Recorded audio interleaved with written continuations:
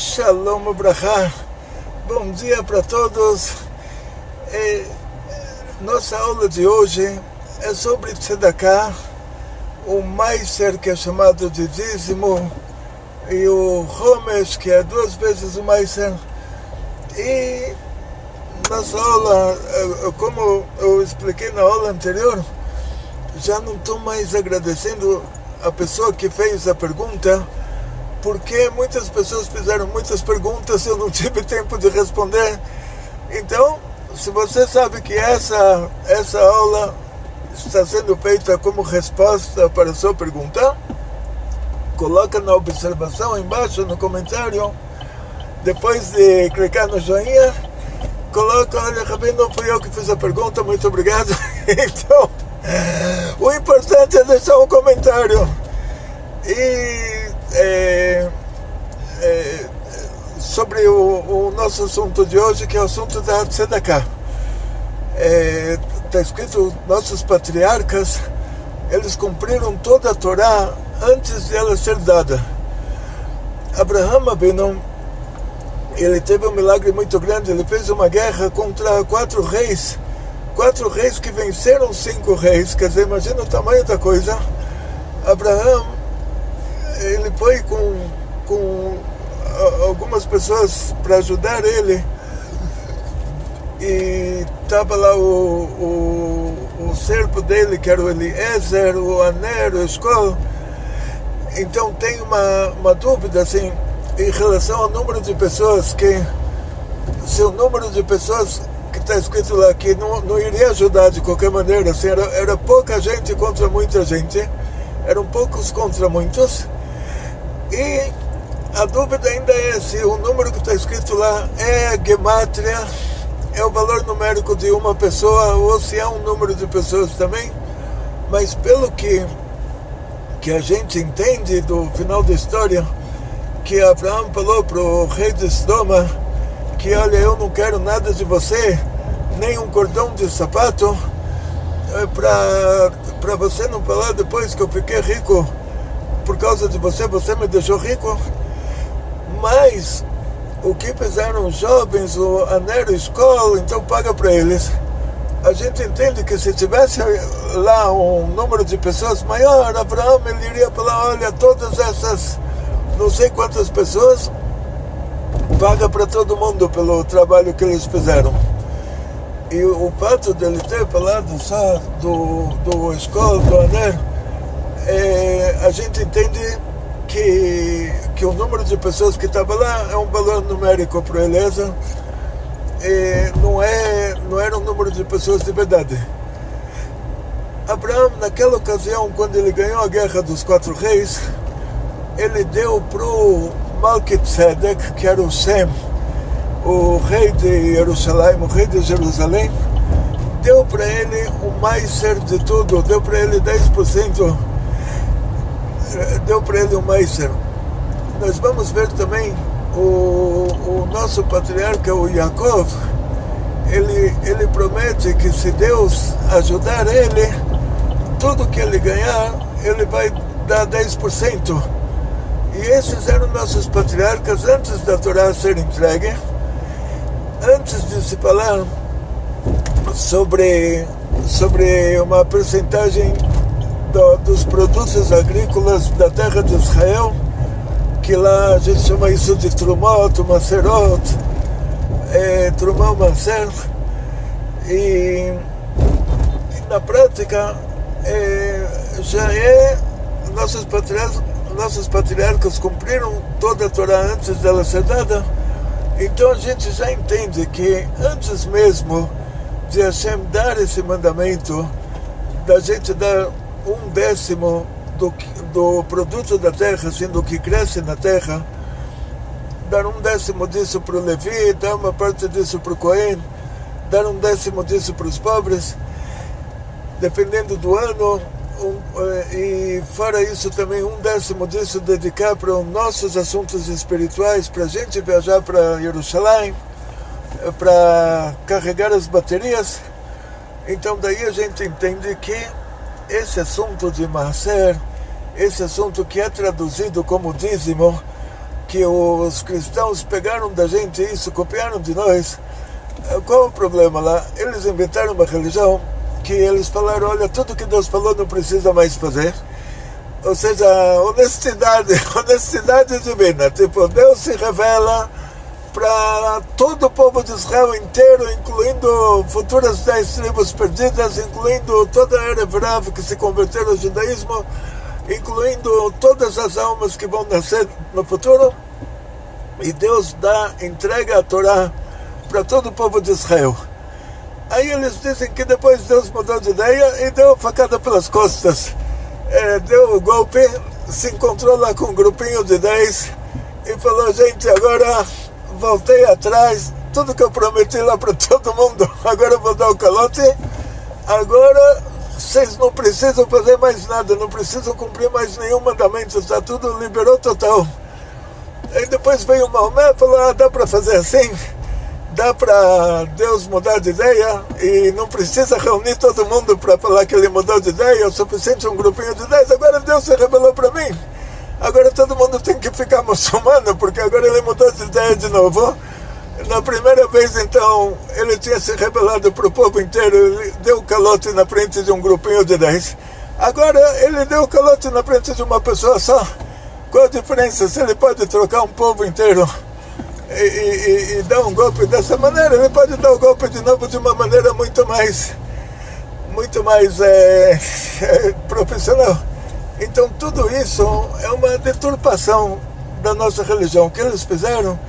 Pegaram a nossa religião, falaram, olha, o Deus do judaísmo, que era um Deus honesto, ele ficou desonesto, ele enganou, ele agora voltou atrás do que ele falou e não reuniu todo mundo para confirmar.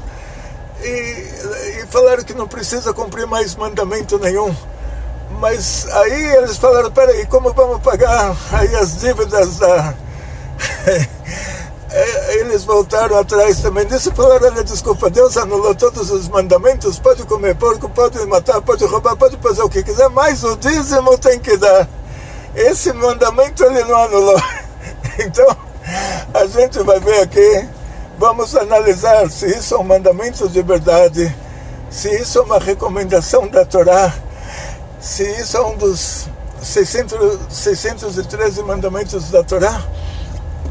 Então, nós vemos que nossos patriarcas, eles cumpriram toda a Torá antes de ela ser dada, e que Abraham Avinu, o primeiro judeu, ele fez isso. Ele deu para o Shem, que era o filho do Noah.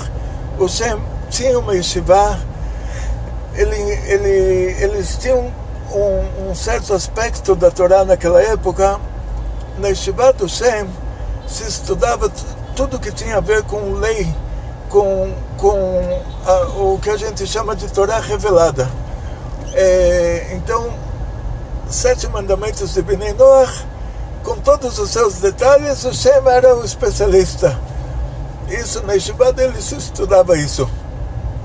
Na yeshiva do Ever, que era o bisneto do Shem, se estudava todos os assuntos esotéricos, toda a Kabbalah, todos os assuntos de Torá oculta, toda a Kabbalah que eles tinham naquela época.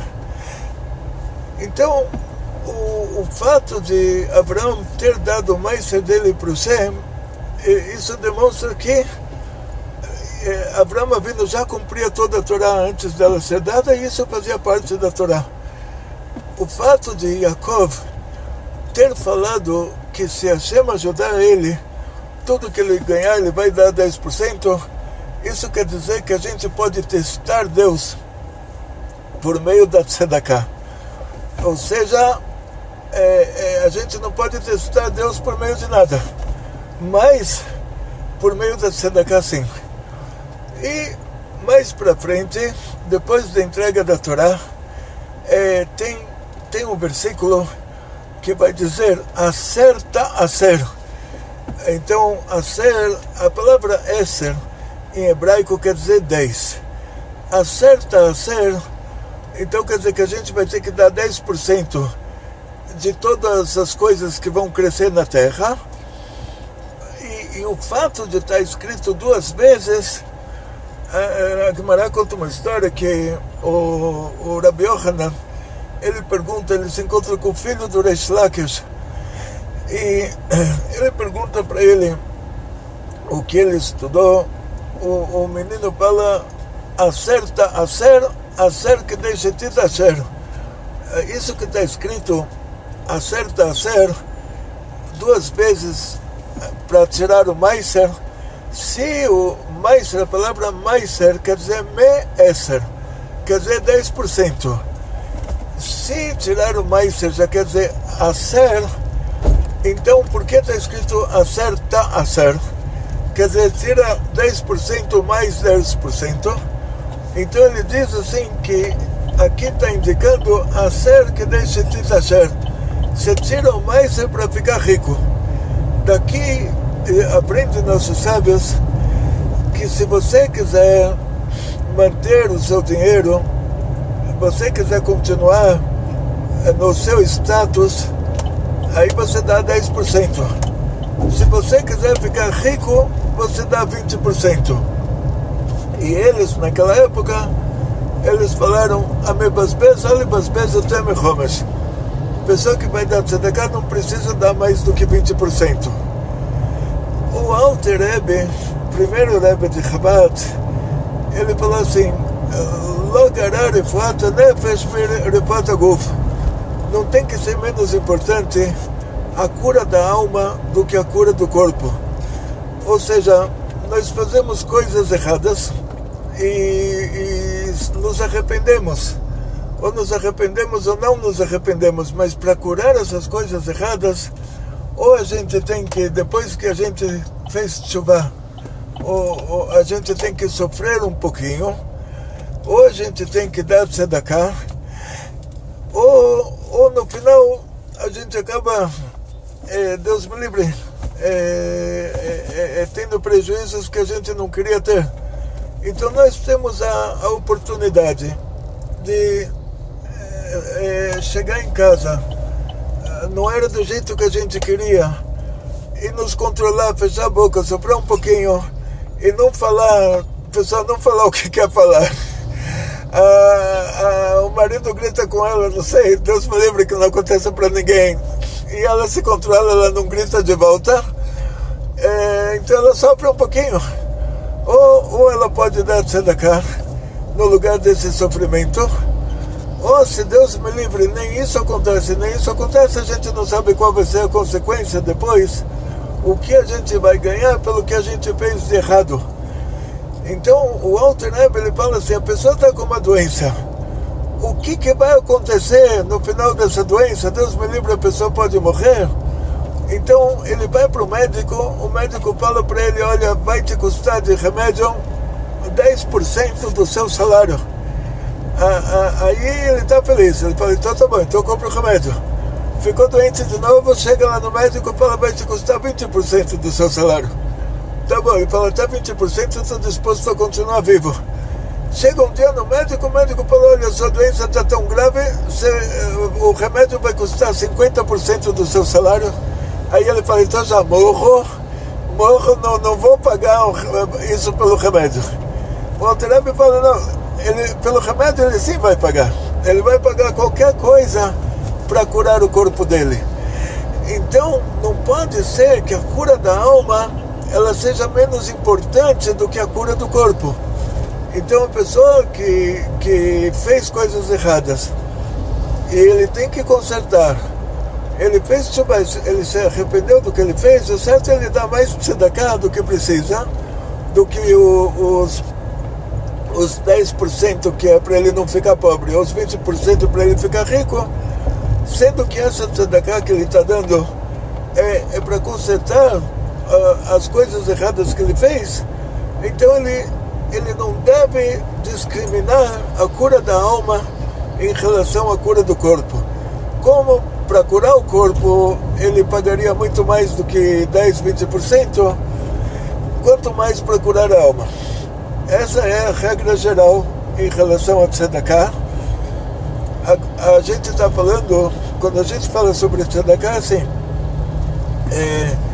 você trabalha, vamos pegar números redondos para entender certo. A pessoa ganhou R$1.000. Ele pega agora, ganhou, quer dizer, do lucro, vamos dizer assim, ele comprou mercadoria, ele vendeu, sobrou para ele R$1.000 de lucro. A tzedakah é sobre o lucro, não é sobre o neto, é sobre o bruto, é sobre o neto. Então, desses R$1.000 de lucro, ele vai pegar 20%, vai colocar numa poupança, numa conta à parte.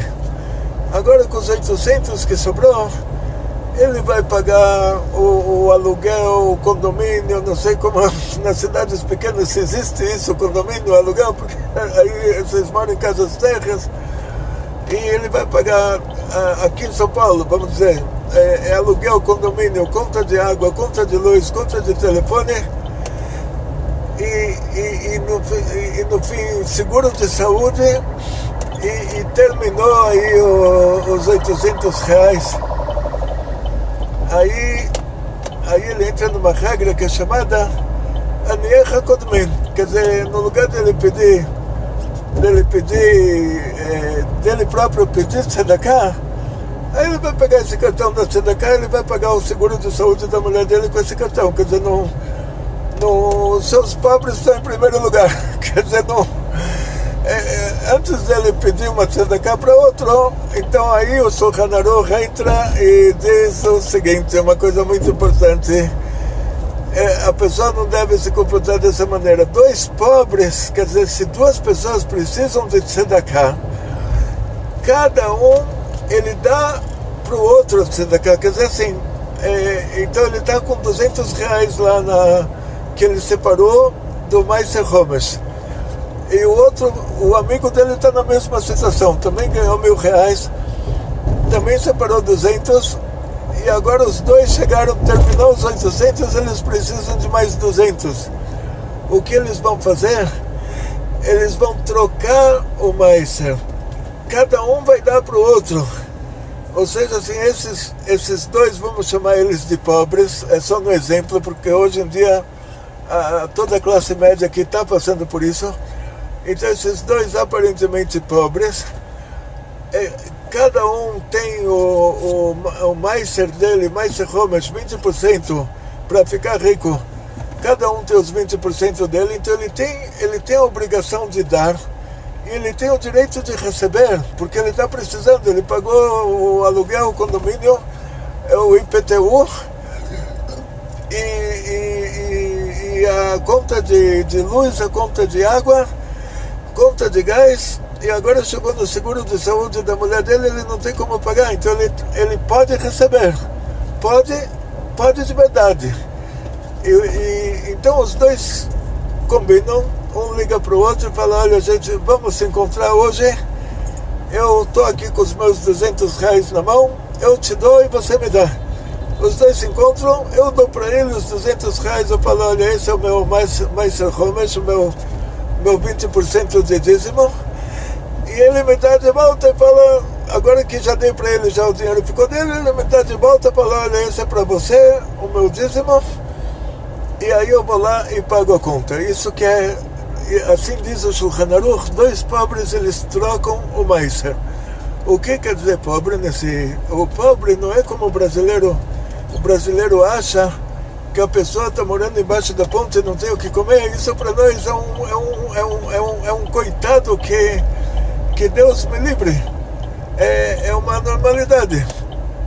O pobre no judaísmo, assim, você tem uma vida normal, de acordo com a vida normal que você teve, e Deus me livre, um ano não deu certo, continua tendo essa mesma vida normal. Quer dizer, se você trabalhava, você ganhava um salário, você tinha um carro, você tem uma casa, a Torá não te obriga a vender o carro, não te obriga a vender a casa, é permitido para você pegar tzedakah e continuar tendo o seu padrão de vida normal. Ou seja, se você, na época que você trabalhava, você tinha um padrão de vida desses, isso te dá o direito de viver depois da tzedakah dentro desse mesmo padrão. Ninguém pode falar, o cara é pobre, ele tem um carro, porque se ele tinha um carro antes de ser pobre, ele pode ter o carro depois também. A pessoa não é obrigada, Deus me livre, a descer o padrão de vida dele, isso pode causar problemas e depressão e tudo mais. a gente não sabe, não entra nos motivos dos nossos sábios, mas quando eles determinaram isso dessa maneira, os motivos deles com certeza são melhores do que os nossos. Agora, para o que você tem que dar tzedakah? Vamos dizer que, graças a Deus, você separou os 20%, não precisa se preocupar, pagou todas as contas, ainda sobrou um pouquinho para passar as férias em qualquer lugar, e você está com a sua tzedakah agora na conta. Abriu uma poupança, não precisa pagar a manutenção da conta, é só para colocar o dinheiro para guardar, porque se guarda em casa, um dia você não tem dinheiro à vista, então você acaba gastando. É melhor assim, receber o salário, coloca numa conta que é feita só para isso. Aí você está com aquela conta, agora você vai usar o dinheiro para quê? Então, está escrito, Aniecha Kodmin, Anie Irecha. Primeiro, os seus pobres, quer dizer, você vai, vamos dizer assim, antes de você dar o dinheiro para construir uma sinagoga em outra cidade, te dá um exemplo bem claro. Você precisa investir na sua comunidade. Os seus pobres, os pobres da sua cidade, ou seja, os pobres que eles são próximos a você por motivos familiares ou por motivos deles viverem na sua cidade, eles estão em primeiro lugar. Então, na hora que você vai construir uma sinagoga na sua cidade, você vai estar ajudando essas pessoas que moram na sua cidade. Isso é prioridade. Ou seja, assim, uma comunidade tem que ter uma sinagoga, tem que ter um mikveh. Em primeiro lugar, um mikveh, depois da sinagoga, quer dizer, vamos pelo que é mais urgente. A mulher, para viver com o marido, tem que ir, numa média, uma vez por mês no mikveh.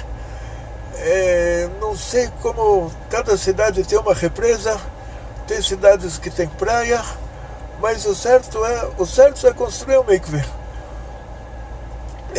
Para que a mulher não fique com medo lá que o mar está puxando, ou que tem lá na represa tem peixes, e vai saber, você vai de noite numa represa, vai saber quem está pescando lá.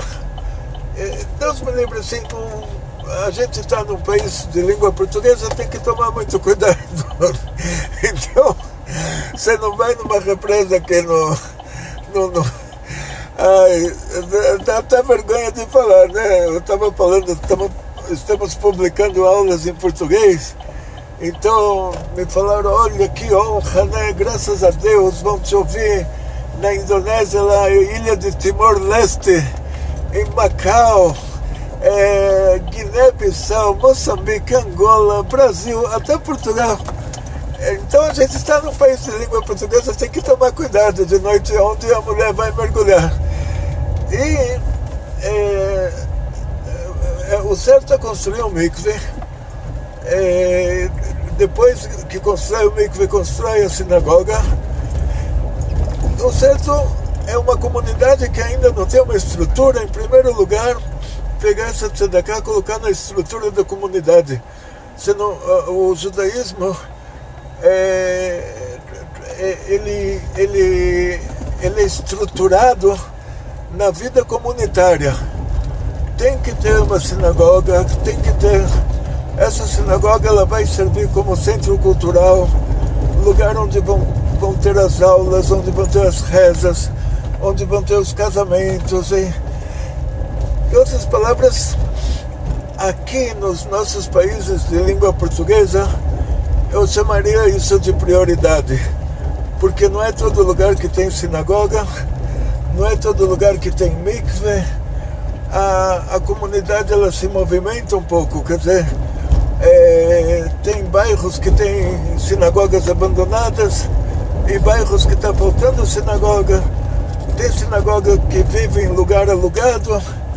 Então a gente entende que, em primeiro lugar, pensa na estrutura da sua cidade. Você vai, o que eu recomendaria, assim, tipo, a pessoa está construindo uma sinagoga, então ela teria, o certo seria colocar lá plaquinhas. Cada pessoa que deu uma doação vai estar a plaquinha com o nome dele, no mérito da família dele. Ele vai mostrar depois essas plaquinhas para os filhos, para os netos. Imagina a alegria que eu entrei na sinagoga que foi fundada pela avó da minha esposa, e eu procurei a plaquinha de doação dela junto com a minha filha. Imagina a alegria que a gente teria se a gente encontrasse o nome dela lá. Se ela tivesse dado há 70 anos atrás R$100 de doação para a sinagoga, R$100, eu digo, hoje de uma plaquinha dessas, as sinagogas cobram geralmente $100, desculpa, R$100, R$500 em 10 prestações de 50, ou em 12 de 40, não sei, faz as contas aí. Mas vamos dizer que a sinagoga esteja vendendo a plaquinha por $100, R$500. E essa plaquinha vai ficar na parede da sinagoga. Você vai ter uma filha, sua filha vai crescer, você vai ter uma neta, a neta vai crescer. Quando a sua neta tiver 6 anos de idade, você leva ela já vai ter aprendido a ler. Você leva ela para a sinagoga e mostra a plaquinha, pede para ela ler. Então, por exemplo, no nosso caso, aqui eu me dou como exemplo até. Sempre que a gente vai para a sinagoga, do avô paterno, do pai que era a sinagoga do pai da minha esposa, ele colocou lá uma homenagem para os pais dele. Então sempre que a gente vai para lá, eu mostro para Rivka e para minha filha, eu falo, olha, tá vendo? Esse é o seu bisavô, essa é a sua bisavó, e ela se enche de orgulho, ela se sente dona do lugar, e com toda razão, porque sendo que a sinagoga é um centro comunitário, ela pertence à comunidade, ela pertence a todos esses que deram essas doações, e por causa disso, o certo é que cada um, ninguém seja humilde nessa hora, cada um coloque o seu próprio nome na plaquinha, no mérito da sua própria família. E nessa hora a gente não tem que ser tzadik, nessa hora a gente tem que ser gente. Então o que eu recomendo é assim, quando você constrói o centro comunitário, quando você constrói a sinagoga, construir ela vendendo essas plaquinhas, porque dessa maneira não só que as pessoas vão se envolver, como isso vai ser bom para os filhos, para os netos, para os bisnetos, para os tataranetos. O Mashiach já vai chegar imediatamente, mas o Rebbe diz assim que na época do Mishkan, quando o povo de Israel saiu do Egito, eles montavam o Mishkan como se fosse, eles traduzem Mishkan como tabernáculo, mas eu não sei a diferença, porque se pergunta para alguém na rua o que é um tabernáculo, ele também não vai saber. Então vamos falar Mishkan. Na época do Mishkan, eles montavam esse templo móvel como se ele fosse ficar lá a vida inteira, mesmo sabendo que às vezes ele iria ficar lá um dia e depois a nuvem começava a se mover e eles tinham que desmontar o templo móvel e continuar a viagem. Mesmo que uma vez ficaram 10 anos no lugar só, mas eles montavam o templo móvel como se fossem ficar lá a vida inteira, mesmo sabendo que poderiam ficar lá um dia só. Dessa mesma maneira, a gente tem que montar a nossa comunidade como se a gente fosse ficar lá a vida inteira. E o Rebbe diz que Hashem vai fazer um milagre quando tiverem os grandes milagres da reconstrução do terceiro templo, que aí, diz o profeta Hezkel, ele traz medidas metafóricas e medidas normais. Diz o Rebbe que todo lugar que é uma medida normal quer dizer que a gente vai construir, todo lugar que é uma medida metafórica quer dizer que vai ser construído do céu. E diz o Rebbe que nessa hora que o Beit HaMikdash desce construído do céu, já vai ser um grande milagre, e como todos os milagres da Geulah, eles vão ser milagres também relativos a milagres, Parte desse milagre vai ser que todas as sinagogas do mundo, Hashem vai fazer um milagre, elas vão também sair do lugar onde elas estão fisicamente e fisicamente se unir ao Beit HaMikdash em Jerusalém. Então, quer dizer, a sua plaquinha vai estar lá também. Então, o que eu aconselharia assim, do dinheiro da tzedakah, você separou os 20%. Com esses 20% você compra a plaquinha. Coloca a plaquinha no seu mérito, no mérito da sua família. Coloca o seu nome e o nome da sua família inteira, que vocês tiveram orgulho de doar esse dinheiro para construir a sinagoga, construir o mikve. E cada mês compra mais uma plaquinha, coloca a plaquinha em outro lugar. Coloca a plaquinha, uma plaquinha você coloca no mikve, uma plaquinha você coloca na sinagoga, uma plaquinha na cozinha. Essa pia foi doada por, essa torneira foi doada por, esse botão de luz foi doado por. A tal ponto, tem sinagogas aqui que eles têm uma coisa chamada Etz Chaim. Eles desenham uma árvore na parede e as frutas da árvore são essas plaquinhas. E essas plaquinhas você desconta do 10, 20% que você tem que dar para tzedakah. E é isso que eu recomendo. Pense primeiro na sua comunidade, o que os seus filhos vão ver. Seus filhos não vão viajar para Israel para ver a plaquinha que você colocou lá. Onde você vai levar as suas crianças pela mão para mostrar para eles onde você mora é o principal. E desejo a todos vocês muito sucesso, muita saúde, muito dinheiro, muitas felicidades, tudo de bom. Ver Betzlachai, muito dinheiro, porque a tzedakah é uma esgulá para ganhar dinheiro. Kol tov.